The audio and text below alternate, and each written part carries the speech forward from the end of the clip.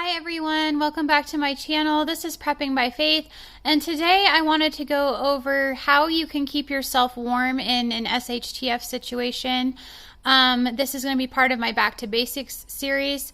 So I just wanted to start off by showing you guys kind of if you have a natural gas fireplace and you don't have electricity running to it. I know there may be some of you that are new to prepping out there and maybe you're not familiar with this, so I was just going to show you this real quick. So what you can do is pop that grate off the front of your fireplace, and then inside here we have a battery compartment, and this is going to allow you to put a couple of, ours takes, it looks like a size D battery, and that way you can flick that on and it'll turn on your fireplace when you don't have power. Now some of yours may be different. Some of you may have C's or double A's or whatever, but if you guys have a gas fireplace like this that has a switch on your wall, I would encourage you to pull off that grate and kind of examine this under there and see what batteries you need to store up for this. We know that we need batteries in an emergency situation anyway, but that was one of the first things I wanted to talk to you guys about. The other thing that I wanted to mention is something that I don't think anybody has really discussed. This is a privacy pop. It is a bed tent. I purchased one for my girls. My oldest actually has a full-size bed, and I figured they could bunk together. And what this does is it puts a tent over their bed so you can zip them in there and they can stay nice and warm and cozy. I believe this company has since gone out of business, so you would have to get something like this off of eBay. But I did find another company that's similar, and they are called Alvantor. So I will link a link to their website in the description box for you guys, so you guys can take a look at those. Now the one thing that I don't like about it is they only go up to a size queen. So if you have a king size bed or larger, which we do, then you couldn't get one of these for your bed. So as a solution to that, you could look at dimensions of a regular size tent. You could always erect that over your bed. I know that as we get older, a lot of us have back issues and things, so we're not going to want to just sleep in a tent on the floor. That's not something that I think would be a good long-term solution. So I feel like these would be a solution to that, to keep you up off the floor where you're going to stay warmer anyway. And then one of the things I wanted to mention is that for that king size, if you can't, obviously you can't find one, then something else you might want to consider is getting a canopy bed frame. And purchasing that, where you could attach canopy curtains. That's something that they used to do in the 1800s to kind of keep those closed, not only for privacy but also for keeping the heat inside. So that might be something, if you were looking for more of a permanent solution, that you could think about purchasing. And then obviously we have back here sleeping bags, just extra blankets, anything like that to keep warm. I do want to mention, I have right here a queen size electric blanket. I know some people have mentioned these, but I wanted to kind of show you guys this one. This is one that I actually got from Mattress Firm. It has a 5-year warranty, and when I was looking at these, a lot of electric blankets have really poor reviews. So you want to do your research and get one that is definitely going to last, and it's going to last you many years. You don't want to get one and then have it go out after you've used it only a handful of times, which it looks like the majority of these are doing. So I would suggest this one. I will link that in the description box for you guys as well. This is just a Coleman 4-person tent. This is something I would suggest you guys have several tents. That way, you know, like I said, if you wanted to put one on your bed, you want to have another one out in your living room as a space for you guys to kind of hang out in together, to keep that heat in. And then I wanted to show you just some basics here, like having extra gloves and warm hats for your family members. Wool socks is going to be important. Long underwear, thermal underwear is going to be something that you want to have.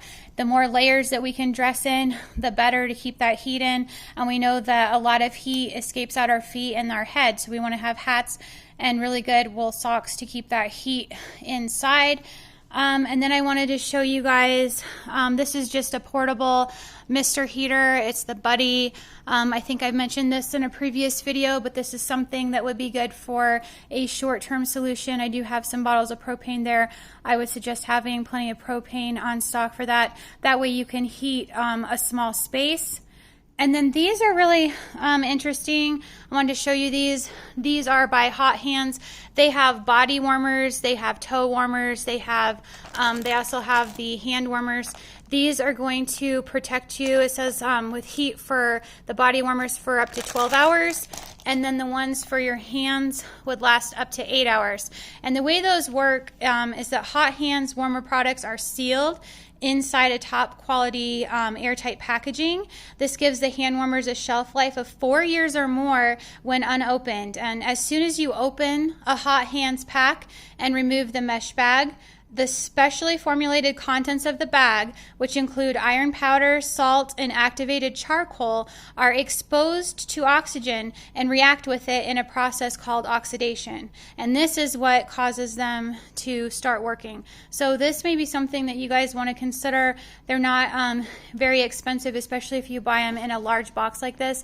I believe this larger one I got at Sam's Club. So I think it was about $14 or something for that 36 pack. So that's something you guys want to consider putting up.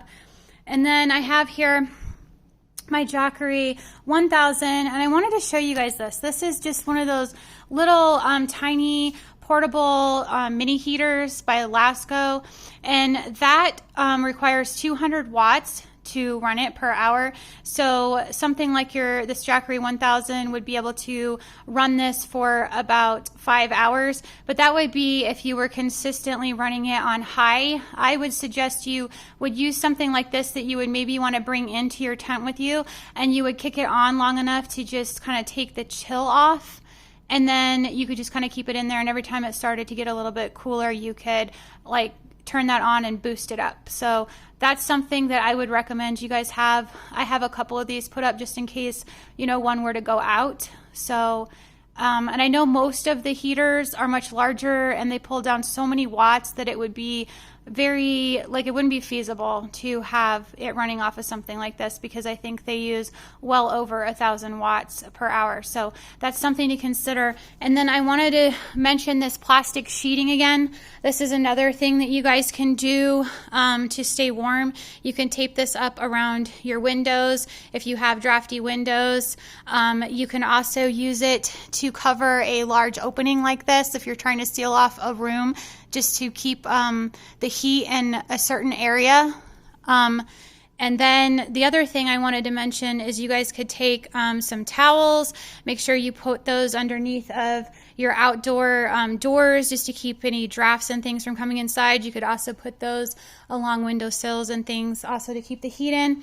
And then I wanted to just kind of mention that you want to keep your water dripping once your house drops to 55 degrees. And if you live in a warmer area where the insulation is not as good as a colder climate in your home, you may want to leave it to a pencil thin trickle. And if it drops to 32 degrees or lower inside, you need to shut your water off to keep your pipes from bursting.